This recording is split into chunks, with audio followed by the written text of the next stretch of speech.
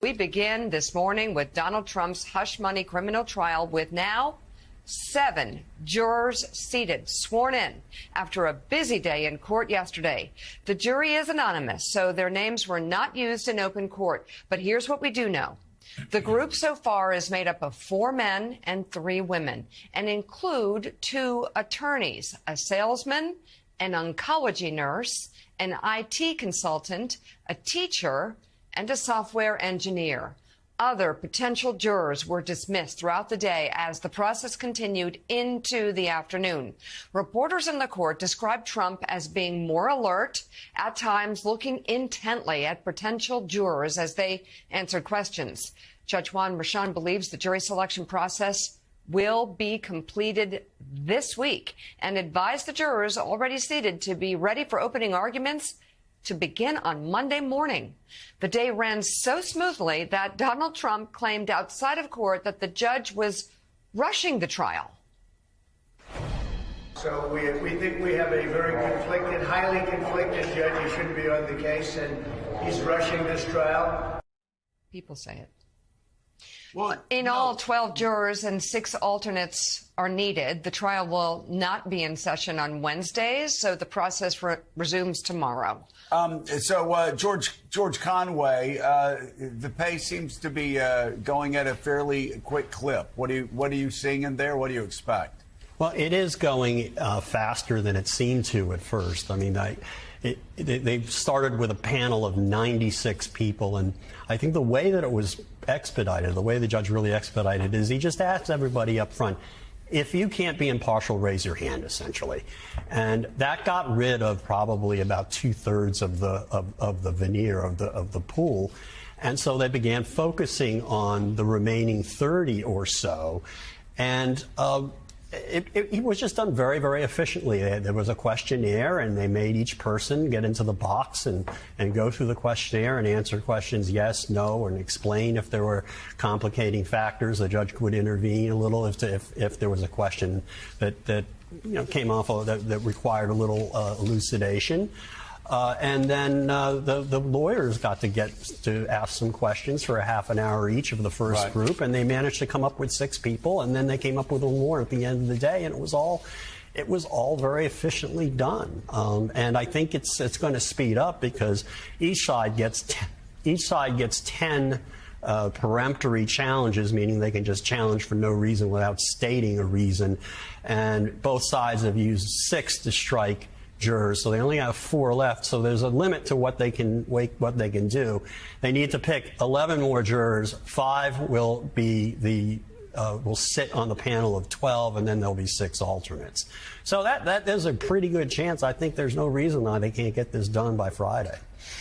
Yeah, there were some concerns a couple of days ago about how slow this was going, but it really ramped up yesterday. And, George, you were in the overflow room down at the courthouse yesterday, so you know that at one point during that jury selection, the judge gave Donald Trump and his attorney a warning about Trump's behavior. It came after one potential juror was being questioned about her Facebook post after the 2020 election. Once she left the room, the judge admonished Trump, telling his lawyers, quote, "Your client was audibly uttering something. I will not tolerate that. I will not have any jurors intimidated in this courtroom.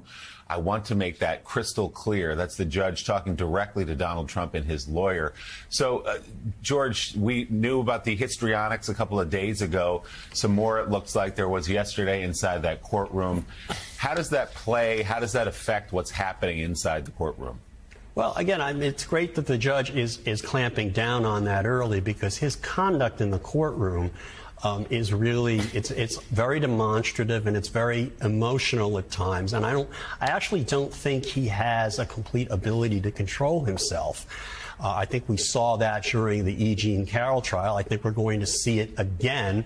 And I think it's important for the judge to give him warnings that he can't do that in front of the jury. But the fact is, to the extent he does that to in front of the jury, it shows disrespect for the jury and doesn't necessarily help him. And that's one of the reasons why I think that he was hit with that $83.3 million verdict during the second E. Jean Carroll trial, is he basically sat in front of the jury and just showed contempt for the entire process. process and contempt for the jury, which dovetailed nicely with what the other side was trying to prove, which was this is a bad guy who doesn't respect anybody and anything, including the law. Yeah, you know, Jonathan Lemire, obviously you've been covering Donald Trump a very long time. You understand that his lack of discipline is legendary. His ability to sit still, legendary. He wrote even in The Art of the Deal that basically that he didn't have the discipline to sit down and make plans for a day. He just kind of showed up in the office, answered phones, moved around, did things. Drudge puts it this way: Don in hell, with a picture of Donald Trump inside the courtroom. And for anybody that knows him, reported on him, has been around him, the fact that this guy has to sit in a courtroom 6, 7, 8 hours a day. That's not good for him. Required to. It's something he's never done his entire life. Yeah, he has a legendary short attention span, ricocheting from one thought to the next, would always frustrate his business advisors and certainly his White House staff. He's been, best I can tell, disciplined only a handful of times in his life. Once famously in that last week or so of the 2016 election, the one time he was convinced to stay off Twitter, and he mostly stayed on message at his rallies. And we know that helped him win there in those last few days with an assist from FBI Director Comey. But that is certainly the exception rather than the rule. And he is indisciplined. And I was speaking to someone in Trump world last night who did acknowledge that the physical toll this is taking on Trump already. He's a couple times now, we've seen him close his eyes, potentially asleep, that though he's been in courtrooms a lot in recent months, most of those appearances relatively brief, an hour here, a couple hours there, lots of breaks. He never had to be there for 8, 9 hours at a time, and he's going to have to do that each and every day. Yes, he gets today off, but he'll be back tomorrow. He'll be back Friday. He'll be back Monday, and there is some concern in Trump world about the physical toll this will take on him. His campaign schedule already has to be curtailed inherently because of the time commitment to New York. But they also just wonder, will he be up for it? Will he be able to then, in his free moments, hit the road? He made a brief appearance at a local business yesterday. His aides are talking about having more New York City events. There's a limit to how much he'll get politically out of those. He's scheduled to have a rally in North Carolina this weekend. But between the physical toll and the lack of money, this need to be in the courthouse, Joe and Mika, this may be a dramatically smaller campaign than we're used to from Donald Trump. Yeah, you're right. The lack of money preventing him from doing so much. But there's been a big difference between this time in the courtroom and past times. Past times, most of the time, it was voluntary. Right. Here, I mean, big difference between a voluntary appearance and an appearance where you are required to attend. And I will just say, yeah, anybody sitting 6, 7, 8 hours. You know me. If I were sitting somewhere for 8 hours, I would be falling asleep. I would be. You can't even get through writing 4 songs. Yeah, it's hard to even do this for 4. And Mika lets me talk all the time to stay awake. So I can't imagine. I'm serious. What a physical toll for anybody. This is where also it helps to have real firsthand knowledge of Donald Trump over the course of over a decade. And the guy has no attention span. We've seen it up front, and how we've known people who've worked for him, and they have to work around this sort of ADD mentality that he has, and the need for attention, constant attention, making moments. And Mara Gay. And by the way, being in charge in whatever he sets up, every meeting, everything. So he's in charge here. As you were saying yesterday, Mika went through a scene from the courtroom where Donald Trump had to sit while they're going, okay, let's see here. Okay, juror 14. We could go to page 4A and look at clause I don't think it's 4A. You know I think it's... we have to go back. Bring the other ones in. Hey, we need... Can you imagine Donald Trump sitting through that, like going crazy? Because nuts. Again, I think, you put a lot of CEOs on that list sitting there for 6, 7, 8 hours. This is, why do I say all this? It's going, as Jonathan Lemire said, the campaign's right. It's going to exact a toll on him. And I want to counter that with the rage that he might feel in this situation of not having control. Mara Gay, I think there's the other side of this, and the concern some might have, many might have, about the gag order being broken, sort of broken already many times, and people's, number one, lives being put in danger by what he says about them, but also, number two, ginning up anger. He walks outside of the courthouse and does these speeches. We don't take most of it at this point unless he says something of newsworthiness, and then going to this bodega and having hundreds of people wanting to meet him and using these moments covered by Fox News and other far-right networks as sort of campaign events. I think there is something to be said for what he can do with this. Your thoughts?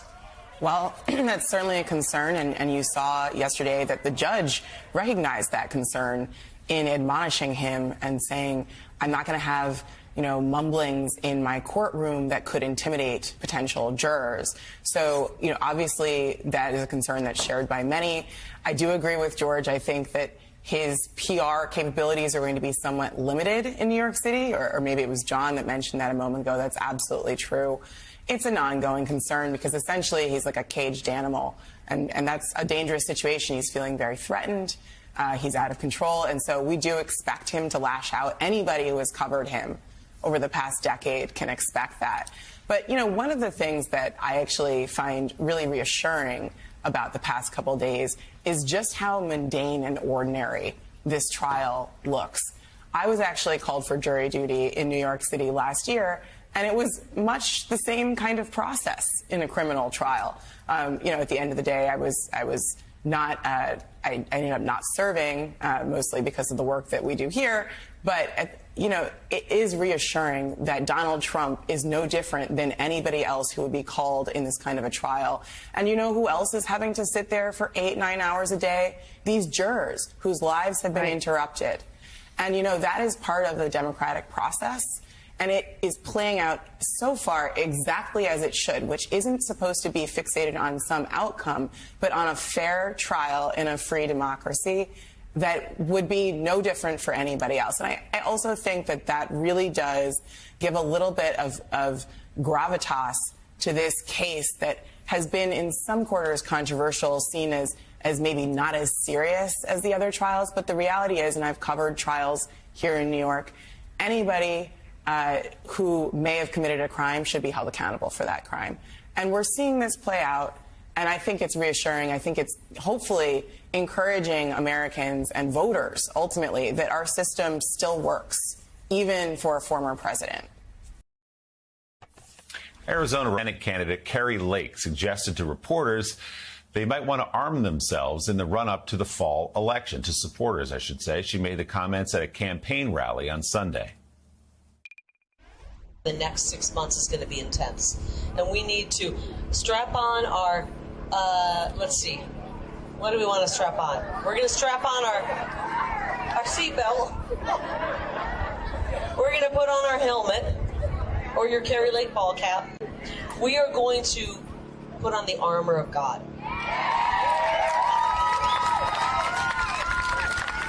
And maybe strap on a Glock on the side of us just in case. You can put one here and one in the back or one in the front, whatever you guys decide. Because we're not going to be the victims of crime. We're not going to have our Second Amendment taken away. We're certainly not going to have our First Amendment taken away by these tyrants. Not great audio there. If you couldn't hear it, she said she wanted to put on a seatbelt, put on the armor of God, and yes, a Glock on her hip, and then got into some comments about the Second Amendment. Meanwhile, Republican Senator Tom Cotton of Arkansas is doubling down on his comments. We told you about these yesterday, where he urged citizens to, quote, forcibly remove pro-Palestinian protesters blocking traffic on major bridges and roads across the country this week. Cotton told people to, quote, take matters into their own hands against demonstrators and to confront them with the use of physical force. Here is Senator Cotton doubling down on that stance to NBC News. Vigilantes are blocking traffic in the streets when moms are trying to get kids to school, or people are trying to go to the hospital, or just trying to get to work, should be removed from the streets. Yes, I said that. I posted it. I would say it again today, and I would do it myself if I found myself in that situation. But you said people should take matters into their own hands. Can you just clarify what that means? Because some people think it could call for violence. It calls for getting out of your car and forcibly removing pro-Hamas vigilantes who are blocking the streets on major highways so traffic can continue. Senator Cotton maintains he's not calling for violence against the protesters, but did share a video on Twitter showing a group of men dragging protesters off the road, with the senator captioning, quote, how it should be done. So, Joe and Mika, we talked about this yesterday. Senator Cotton says he does not want you to go and use violence against the protesters. We also talked about yesterday how annoying it is, and we think probably an ineffective way of winning hearts and minds to lock down roads and prevent people from getting where they're going. But that's separate from what the senator is saying here. Well, yeah, and of course he went down the list of things that we said make us angry when idiots go out and decide they're going to protest by blocking roads, stopping people from getting their children to school, or people maybe taking their elderly parents to a hospital. It is just so dangerous and, again, counterproductive for any cause. Anybody that does that, I'm against your cause. Just, I think that's how most motorists would agree with it. But really, he can't really slip out of the fact that he was talking about ripping the skin off of people's hands. He was talking about throwing people off the Golden Gate Bridge. I mean, this happened on the Golden Gate Bridge. Said, well, in Arkansas, we'd throw them over the bridge. That's where they need to do that. They need to. And so you have, again, him talking about violence. And you just ask yourself, why does a politician think that's the road to popularity? Kari Lake talks about the armor of God and carrying a Glock. For some reason, with that audience, carrying a Glock gets a bigger cheer than the armor of God. I think back when I was running, at least for people in most audiences, armor of God would probably do better than strapping on a Glock, because if you say that, people go, what's wrong with him? I mean, and it goes, again, the audience cheering for that, reminds me of Donald Trump and audiences gleefully talking about a man in his 80s being awakened from sleep and nearly being bludgeoned to death by a hammer. They still celebrate. And I say they, not just Donald Trump. You can all say, oh, how sick Donald Trump is. Look at the audience. The audience is cheering. They're laughing that a man in his 80s got bludgeoned almost to the point of death by a guy that went in, screaming, the MAGA chant, "Where's Nancy? Where's Nancy?" So this is just, again, the glorification of violence. And the big question is, why does this glorification of violence sell so well in Donald Trump's Republican Party? It's just it's sick, it's sad, it's un-American.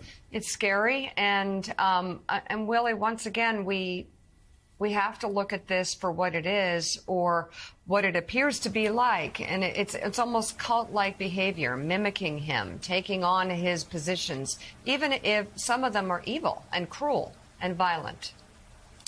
Yeah, everyone's doing sort of a poor man's version of Donald Trump at these campaign rallies. I think that's what you saw from Kari Lake at that rally. And to Joe's point, it was almost like she didn't get the response she wanted by saying armor of God. So she said, I better throw the Glock into the conversation, and she did. And Senator Tom Cotton obviously is taking cues from Donald Trump, too. They know what works with their base, and they're going to keep pushing on that. And when people in the media call them out and question it, there's some value for them with that base to double down on it. So that's part of what we saw yesterday. Former Secretary of State Hillary Clinton is weighing in on the Arizona Supreme Court decision that upheld a 160-year-old near-total ban on abortion in the state. Here's what she had to say about it during an appearance this week on The Kelly Clarkson Show. The old law in Arizona is, without exceptions. And as an aside, the man who wrote that law was married, I think, 4 times, and one of his wives was 12. 2 of his wives were 15. I mean, so I'm glad we're getting advice from an upstanding citizen of the community. Let's go back to that era and the danger to women's lives as well as to our right to make our own decisions about our bodies and ourselves is so profound. And there's another element to it which I find so troubling. I mean, there's a kind of cruelty to it. I mean, no exceptions for rape, incest. I mean, really? I mean, what kind of world is that? And also, I have been pregnant twice, hospitalized both times. I mean, literally, I asked God, this is a real thing, to just take me and my son in the hospital the second time. Because I was like, it's the worst thing. I didn't know I'd get emotional. Sorry. It's okay. Because you're speaking for so many. You're speaking for literally millions of women in our country and around the world. And it was just the worst. And they have some guy sitting in a Supreme Court in Arizona or legislature. To make some women go through that? Whew. Yeah. It was my decision, and I'm so glad I did. I love my babies. But to make someone... There's a cruelty toward women, toward women's lives, toward... And you don't realize how hard it is. Yeah. The fact that you would take that away from someone, they can literally kill them. Right. The fact if they're raped, the fact if they're by their family member and they have to, like that, it's just like insane to me. That was incredible. In fact, the man who wrote that law, to continue on what Secretary Clinton was saying, was even worse than the description she was giving. William Claude Jones reportedly abducted his 12-year-old bride, abandoned another wife completely, and impregnated yet another when she was just 14. He raped them and impregnated them and created a law that forced them to bear his children. Well, as I was watching that, Willie, I was thinking about how... Wow. I can't think of a dayside host, the extremely popular show, a general show, Willie.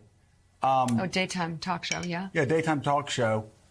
Willie, where they would bring up abortion and talk so passionately about it. And watching that, it just really hit me again how mainstream this has become. This is not a left-wing issue. This is not a women's issue. This is not a Democratic issue. This is an issue that we now see, and this is great evidence of it, is mainstream.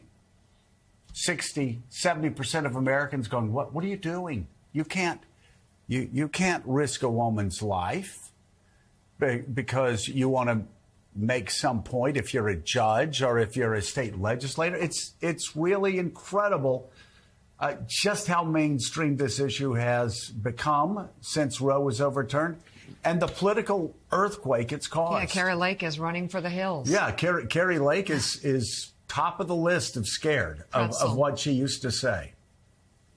Yeah, and this conversation has been pushed into the mainstream by, of course, by Dobbs, the overturning of Roe versus Wade almost 2 years ago now, and also everything we've seen since, all the fallout. And there's a reason that Donald Trump is twisted in knots when he talks about abortion and won't answer whether he wants a federal abortion ban. When Kari Lake and others are twisted in knots talking about abortion, the dog, as you say, caught the car and now doesn't know what to do with it and is seeing what it means to have caught the car for so many women across this country. And that what a beautiful moment from Kelly Clarkson to stop and speak in that way on her own show with Secretary Clinton. Yeah. So about that race in Arizona and Kari Lake. Joining us now, Democratic Congressman Ruben Gallego of Arizona. He's a member of the House Armed Services Committee, a Marine Corps combat veteran, and now a candidate for U.S. Senate. Congressman, thanks for being with us today. Good morning. Can you speak about the fallout just in the days since this ruling that an 1864 abortion law is in fact enforceable according to the Supreme Court in Arizona? First and foremost, talk about the politics later, but what it means for women in the state of Arizona. I mean, it's horrific. There's just no other way about it. Women are scared. And they should be. There is no exceptions to this law. for rape or incest. It will jail doctors and nurses and anyone else that could be classified as providers. You know, they're scared. We suddenly are a state that has the most restrictive ban in the country. And then you have politicians that are, you know, all over the place, but largely we're for this until, again, they caught the car, as you said. Claire? Yeah.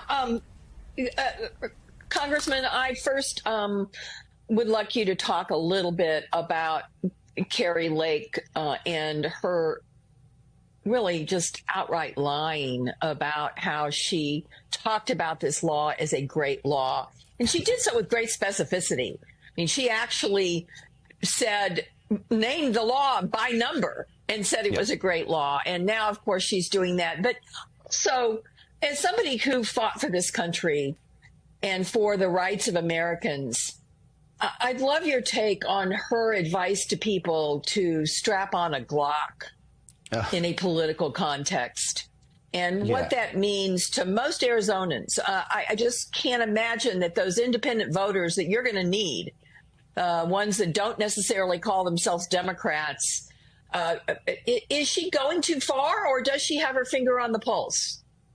First of all, it's not just independents. Republicans in Arizona, Democrats, independents, they don't like the type of rhetoric. We've lived with this type of rhetoric. Gabby Giffords was shot with that same style of pistol, and many other Arizona citizens were killed.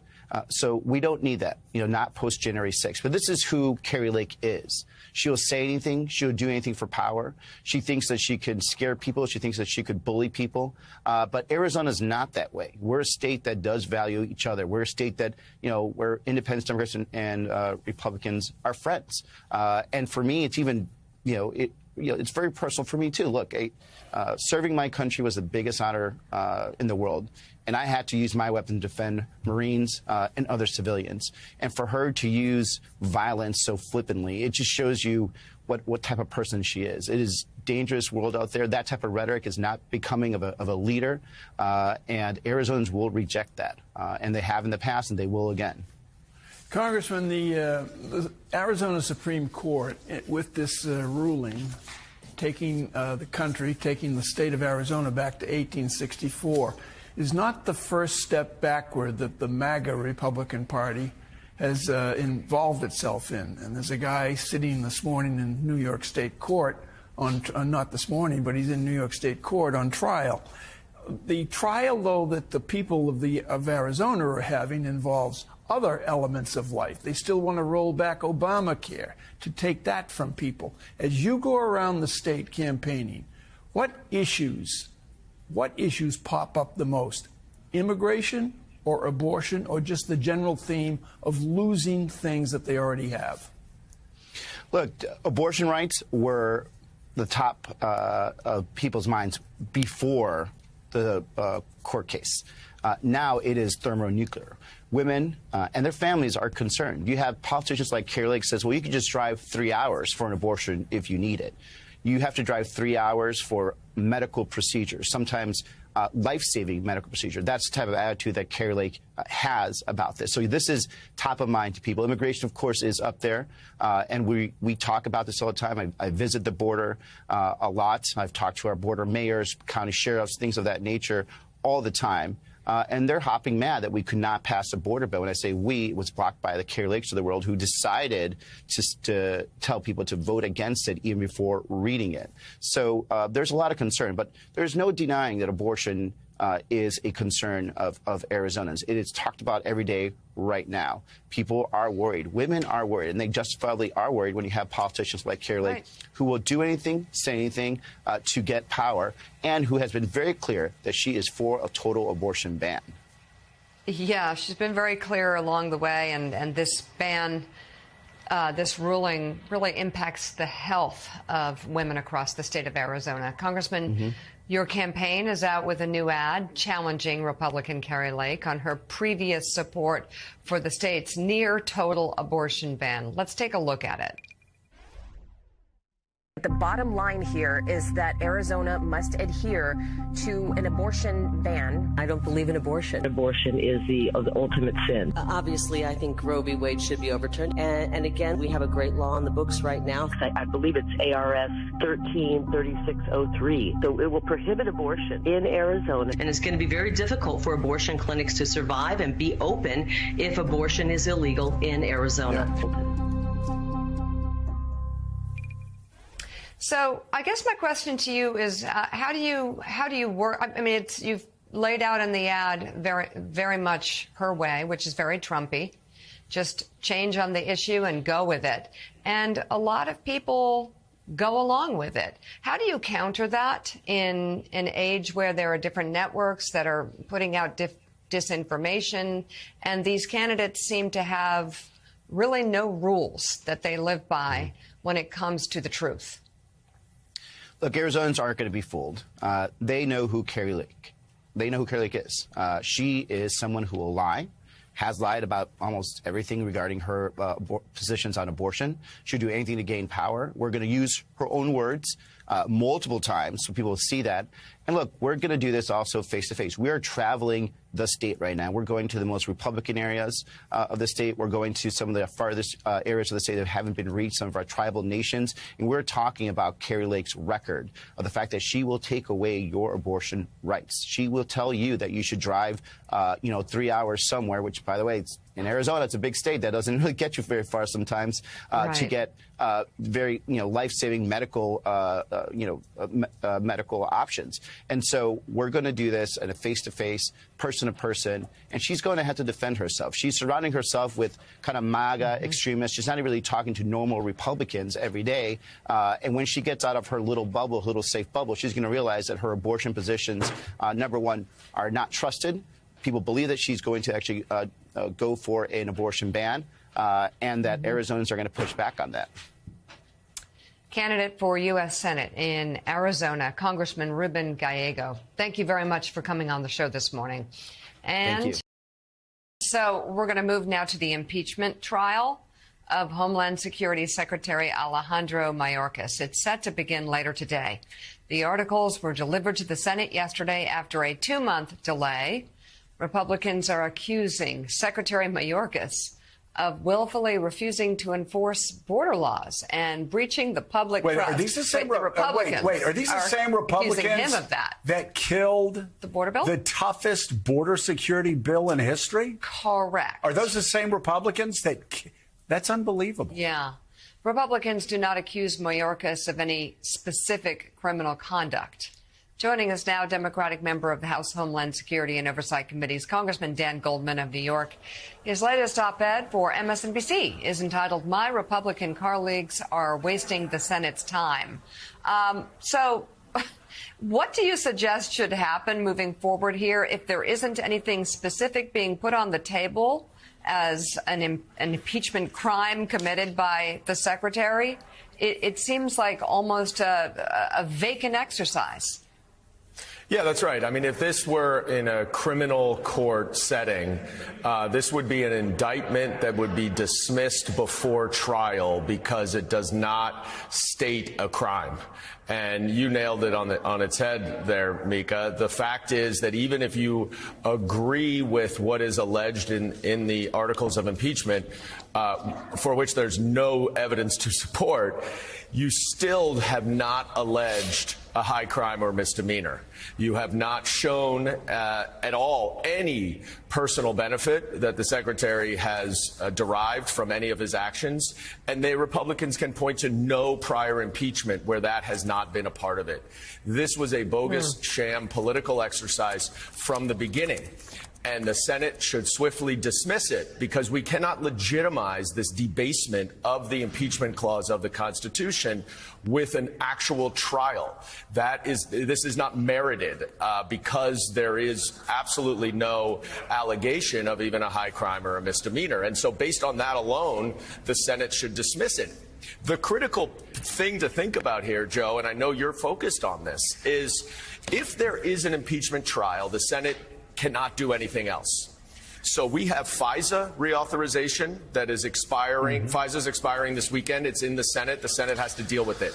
Now, at the same time that the Speaker is sending over the articles of impeachment to the Senate, he wants to pass a new foreign aid series of bills that will have to go back to the Senate because he refuses to put the Senate bill on the floor that we can pass so the president can sign it, so aid can get immediately to Ukraine, which is out of ammunition. Aid can get to Israel, which has now been attacked directly by Iran for the first time. Humanitarian aid can get to Gazans who are desperate for it. And instead, the Senate will not be able to take up those bills. So it's not just an academic exercise here. It actually is going to impede, if this trial were to go forward, the work of the Congress and the national security of the United States. Congressman, let's move from this impeachment trial to the Speaker's plan here with these foreign aid bills. Now, no text out yet. So we don't quite know his approach, but we do know that some in his own party are furious that he would even consider helping Ukraine and are threatening his job. At least 2 Republicans have already said they'd support a motion to oust him. If that were the case and his speakership was threatened, would you and your fellow Democrats come to his aid to help the Ukraine aid bill get through and help keep Speaker Johnson in his post? Well, let's just take one step back and focus on, the antecedent part of your question, which is just remarkable. The fact is this is a pro-Putin Republican Party. That is why they do not want to support Ukraine aid, because Donald Trump is aligned with Vladimir Putin, who has consistently helped Trump win elections and helped Republicans. And the notion that these Republicans would not want to support our Democratic ally in Ukraine against a fascist dictator trying to conquer his neighbor in Ukraine is remarkable. But if the Speaker does put the contours of the Senate bill on the House floor in whatever form, I think he will have a lot of Democratic support because we need this aid. We needed it months ago. And he has stalled and stalled because the Republican Party is held captive by Donald Trump and Marjorie Taylor Greene and the extremists. And at some point, I think the Speaker realizes you cannot be extorted and held hostage by Marjorie Taylor Greene and Thomas Massie, who would love nothing more to burn this House down. And they cannot control what happens in the House of Representatives. And so the Speaker needs to go forward with this. If he does it in a way that's consistent with the Senate bill, there will be plenty of Democratic support. All right. Democratic member of the House Oversight and Homeland Security Committees, Congressman Dan Goldman, thank you very much for being on this morning. The visit, by the way, to Pennsylvania by Biden comes as the campaign this morning is launching a new 6-figure, 5-day ad blitz there. I'm a proud steelworker, just like my parents and my son. The American worker built this country to be the greatest country that we had to live in. We listened to 4 years of Donald Trump talking about infrastructure because there was a lot of lip service with the previous administration. Joe Biden delivered on it. I see jobs coming to the area. I see infrastructure being fixed up. I see those policies working. We can strengthen our workforce in this country. That's what Joe Biden has done. You tell me an investment that the previous administration made that is even close to what Joe Biden has done. Donald Trump has shown through his history that workers mean nothing to him. Right now, we have the most pro-American worker president in office that we've ever had in this country's history.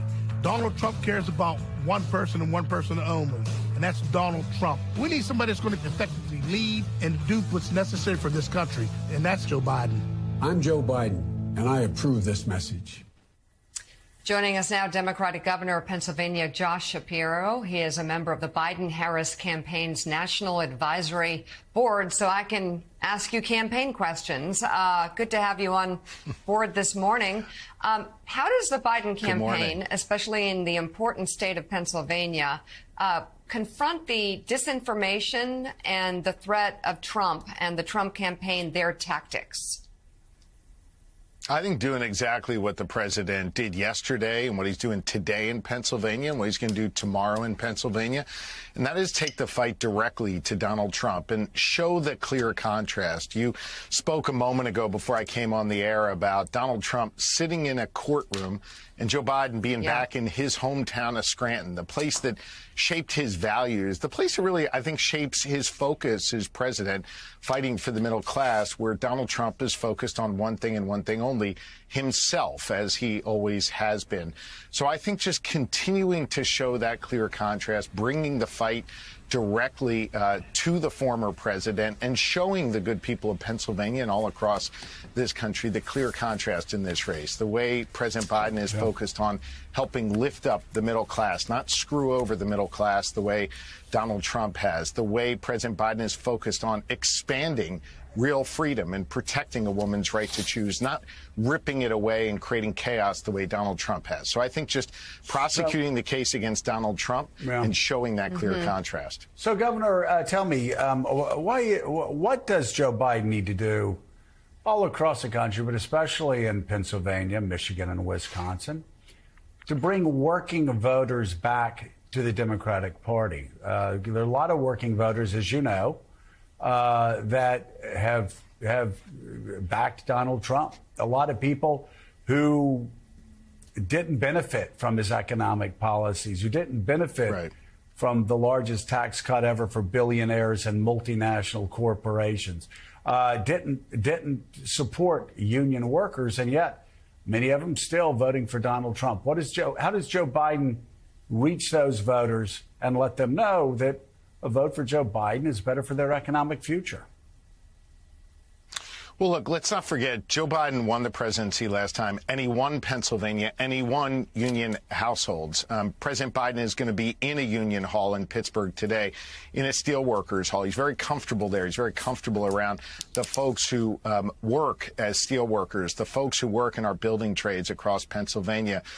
He's been there for them. His policies have lifted them up, whereas Donald Trump's policies have held them back. I think all Joe Biden needs to do is get out and tout his record, make sure that people know about it. That's part of my responsibility as governor of Pennsylvania and others who are trying to support and lift up the president. He's got a strong record of achievement for our workers. The infrastructure resources he's put forth are going to keep our building trades here in Pennsylvania busy for more than a decade. There are children in Pittsburgh, where he's going to be today, who are drinking water that doesn't have lead in it anymore because the president made sure that the water lines that connected to their homes were replaced, and no longer is there lead in their drinking water. We've got 276,000 Pennsylvanians that are Pennsylvania homes and businesses that don't have access to high-speed internet. That's changing under President Biden, and it's the building trades and other workers who are going to lay that fiber and put up those towers to connect people to the internet so folks can start a small business or consult with their doctor, you name it. This is real tangible stuff. The president's got a great record to run on, and now he's got to go run on it and make the clear contrast with Donald Trump, who has routinely throughout his career in the private sector and as president screwed over workers here in Pennsylvania and across this country. So, Governor, let me ask you something. In your position as governor, have you respond to it? We and other people had predicted before the 2020 election that if Pennsylvania, Michigan, and Wisconsin didn't count early votes until after the election day, if they didn't do it like Florida, which a slew of Republican governors all in a row have all supported Florida counting early votes early. So on election night, you know within an hour or two who won the state of Florida. I know that can't happen in Wisconsin. Last night, Democrats in Michigan regained control of the state legislature, so they can do it there. I know it's a little tougher in Pennsylvania, but is there any hope that Pennsylvania and Michigan can do what Florida and so many other states do? You count the early votes early, and that takes the wind out of Donald Trump's sails when it comes to lying about rigged elections. We will know on election night who won Pennsylvania, who won Florida, who won Michigan. Can you do that in Pennsylvania? Yeah, you're highlighting a really important issue. It's known as pre-canvassing, the ability to, pre-canvass, pre-sort, and literally slide the ballots through a machine so that you can get those tallies right after the polls close, which is 8 p.m. here in Pennsylvania. Let me just say, I think the clerks who are doing that work, Republican and Democrat alike, they're our neighbors all across Pennsylvania. They're doing a hell of a job, but they're doing it kind of with one arm tied behind their back. Let me explain why. Pre-canvass is something that is supported by Republican and Democratic county officials, the people that run our elections. It's supported by my Secretary of State, the great Al Schmidt, himself a Republican who oversees our elections. It should easily and overwhelmingly pass in the legislature if it came up for a vote. But the reason it hasn't is Donald Trump told the Republican leaders in our state Senate, don't run that pre-canvass bill. Don't do any of that. And the reason is he wants the chaos. We've seen that. He is a guy who loves to inject chaos into everything, into our elections, into our tax code, into, the policies that harm working folks every single day. And unfortunately, we still have some Republican leaders here in Pennsylvania who take their cues not from the people or even their local Republican elected officials, but they take their cues from Donald Trump, and we see more chaos. So I think it's going to be hard to change that here in Pennsylvania this year. But the good news is we've got county officials, Republican and Democrat alike, who are going to do the right thing, who are going to process these ballots as quickly as possible. And hopefully we will know soon. The bottom line here is that in 2020, notwithstanding any of the BS Trump or his offspring or enablers said, we had a free and fair, safe and secure election. And Joe Biden won by over 80,000 votes. And by the way, some Republicans won on those ballots as well. The will of the people was respected, and we're going to do the same thing here in Pennsylvania again this year. It's a shame you can't get through the legislature. What I think almost everybody, except perhaps Donald Trump, agrees would make this process even more secure, or at least not give him that space in those days after the election to start fanning the flames of conspiracy theories. But, Governor, I want to ask you what you share with President Biden before he comes to Pennsylvania. And by that, I mean, you're out there, you live in the state, you're talking to voters, you're getting emails and letters, calls all the time about what really concerns voters in a state so crucial like yours. And if you want to get more specific, even in the suburbs, swing voters around Pittsburgh and Philly, is it inflation, which ticked up again in the last report? Is it the border? Is it abortion? What do you hear the most from concerned voters in your states? Because those are the issues that will swing the presidential election as well. Look, I think all of those issues are on people's minds, and the president knows that. He doesn't need me to tell him that.